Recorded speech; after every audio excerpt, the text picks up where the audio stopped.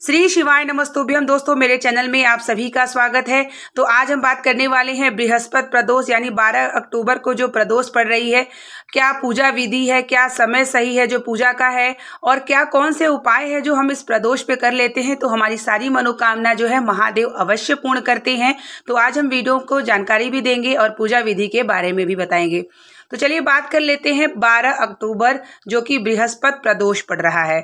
वैसे तो 11-12 2 दिन का मतभेद है। कुछ लोग 11 को रह रहे हैं, कुछ लोग 12 को रह रहे हैं, लेकिन 11 को जो त्रयोदशी लग रही है वो 5 बजे के बाद से लग रही है और अगले दिन आपका जो है 12 अक्टूबर को 7 बजे तक है शाम को। तो ऐसे में प्रदोष काल में महादेव की पूजन की जाती है प्रदोष व्रत के दिन, और उदया तिथि के हिसाब से अगर मान किया जाए तो 12 अक्टूबर को माना जाएगा। वहीं बहुत से लोग 11 अक्टूबर को भी रहेंगे। वैसे तो त्रयोदशी 5 बजे के बाद लग जाएगी, लेकिन सुबह से लेकर शाम तक 12 अक्टूबर को है और 11 को 5 बजे के बाद से है। तो दोनों दिन ही जिसका सही समय लगे दोनों दिन ही व्रत आप या तो 11 या 12 जो भी आपको उचित लगे आप रह सकते हैं। पूजा विधि इस प्रकार से करना चाहिए कि आपको सुबह उठ के ब्रह्म मुहूर्त में भगवान सूर्य को जल देने के बाद भगवान शिव के सामने आपको संकल्प लेना चाहिए अपने व्रत का। बृहस्पति जो प्रदोष पड़ती है भगवान कहाँ विराजमान होते हैं? वैसे तो हर वार को जो प्रदोष पड़ती है अलग अलग स्थानों पे महादेव विराजते हैं। तो बृहस्पति प्रदोष पे भगवान शिव जो है नीलकंठ पे विराजते हैं। बृहस्पति प्रदोष जो है धन संपदा के लिए, आरोग्यता के लिए इंसान व्रत रहता है और महादेव की पूजन करता है। पूजन विधि जो महादेव की होती है वह प्रदोष काल में की जाती है, क्योंकि प्रदोष का व्रत प्रदोष काल में ही किया जाता है, जो कि सूर्यास्त से 1 घंटा पहले और सूर्यास्त के 1 घंटे बाद तक का समय होता है। पूजन विधि है कि आप सुबह स्नान करने के बाद आप सुबह सचमुच पूजा कर सकते हैं। फिर शाम को आपको जो है शिवलिंग या शिव मंदिर में जाके पूजन करना चाहिए, और अगर आप शिव मंदिर नहीं जा पाते हैं तो अपने घर में पार्थिव शिवलिंग बना करके अवश्य पूजा करना चाहिए, क्योंकि जो त्रयोदशी होता है प्रदोष तिथि होता है वो महादेव का अति प्रिय तिथि होता है। और अगर आपकी कोई विशेष मनोकामना है तो आपको जो है पार्थिव शिवलिंग का निर्माण करके पूजन करके विसर्जन करना चाहिए। और जब आप पार्थिव शिवलिंग का निर्माण करते हैं तो उसमें गाय का घृत या तो गाय का मक्खन या तो गाय का दूध अवश्य मिलाएं। अगर जिससे संतान प्राप्ति के लिए, संतान सुख के लिए, जिसको मनोकामना के लिए पूजन कर रहा है व्रत का, तो आप जरूर पार्थिव शिवलिंग का निर्माण करके पूजन करना 1 वर्ष तक शुरू कर दें। पूजन विधि इस तरीके से है कि शाम के समय आपको पंचामृत रख लेना होगा, बिल्व पत्र, समी पत्र, पुष्प, चंदन जो है, अक्षत जो है, रोरी भगवान शिव के ऊपर नहीं समर्पित किया जाता है, आप उनके थोड़ा दूर समर्पित करिएगा। और उसके बाद जो है दूध से बनी हुई चीज़ें जो है, उसके बाद पुस्तक को पढ़ा जाता है। जैसे बृहस्पति प्रदोष है तो बृहस्पति प्रदोष की कथा आपको पढ़नी होगी। तो यहाँ देखिए मेरी प्रदोष की पूजन हो रही है, जो कि प्रदोष काल में मैं करती हूँ। तो जो भी व्यक्ति प्रदोष का व्रत रहता है महादेव की कृपा उसके ऊपर अवश्य रहती है। बहुत सारे लोग संतान सुख के लिए, आरोग्यता के लिए, धन संपदा के लिए, व्यापार के लिए इस व्रत को रहते हैं। महादेव की पूजा अगर भक्ति भाव से प्रदोष काल में प्रदोष का व्रत किया जाता है तो महादेव अति प्रसन्न होते हैं। प्रदोष के दिन नमक बिल्कुल नहीं खाया जाता है। प्रदोष के दिन नमक वर्जित है, आपको फलाहार रहना पड़ता है। अगर आपने नमक खा लिया प्रदोष में, सेंधा नमक भी, तो आपका व्रत मान्य नहीं होगा। और जिस दिन आप प्रदोष का व्रत रहे उस दिन कोशिश करें कि बिल्वपत्र उस दिन बिल्कुल ना तोड़ें, क्योंकि जिस दिन प्रदोष होता है या सोमवार होता है उस दिन बिल्वपत्र नहीं तोड़ा जाता।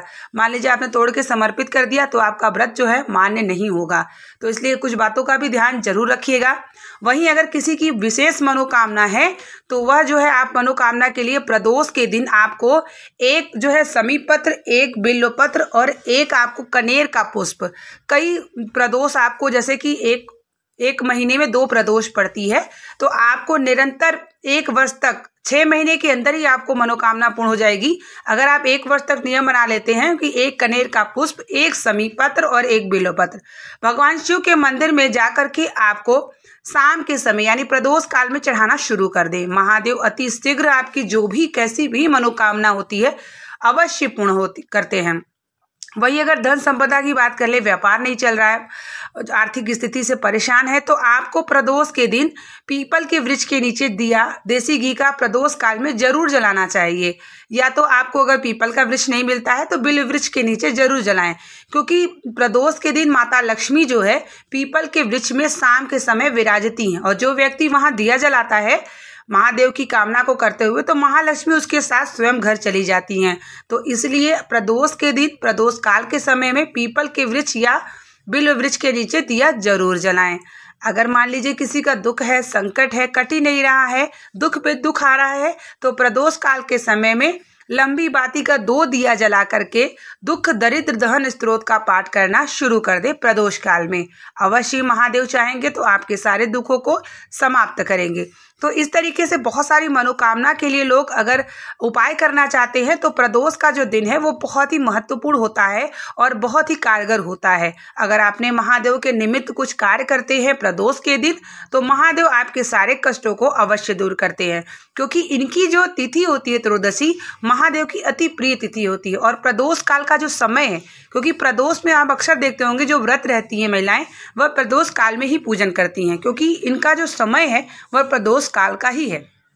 तो प्रदोष काल की गई पूजा, जब आप पूजा करने बैठते हैं घर में, तो आपको सबसे पहले अपने मेन द्वार पे महादेव का स्मरण करके दिया जला लेना चाहिए।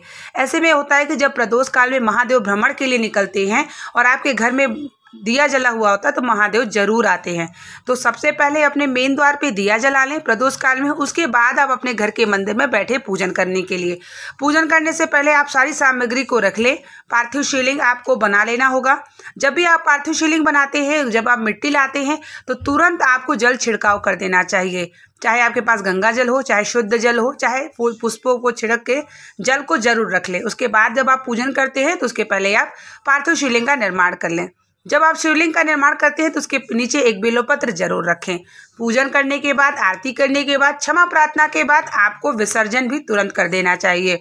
शिवरात्रि के दिन सिर्फ रात भर रखी जाती है पार्थिव शिवलिंग, और अन्य दिनों में अगर आप पार्थिव शिवलिंग का पूजन करते हैं तो तुरंत ही विसर्जन कर देना चाहिए। इस तरीके से की गई पूजा आपकी 1 वर्ष तक जो प्रदोष का व्रत धारण करता है, इसी प्रकार से पार्थिव शिवलिंग निर्माण करके पूजन करता है, विसर्जन करता है, महादेव उसे संतान सुख, आर्थिक सुख, दुख दरिद्र जो भी परेशानी है, जो शारीरिक कष्ट है, वो भी समाप्त करते हैं। तो इस तरीके से मैं स्वयं भी पूजा करती हूँ। उम्मीद करते हैं कि वीडियो आपको पसंद आई होगी। मिलते हैं नेक्स्ट वीडियो के साथ, तब तक के लिए श्री शिवाय नमस्तुभ्यं।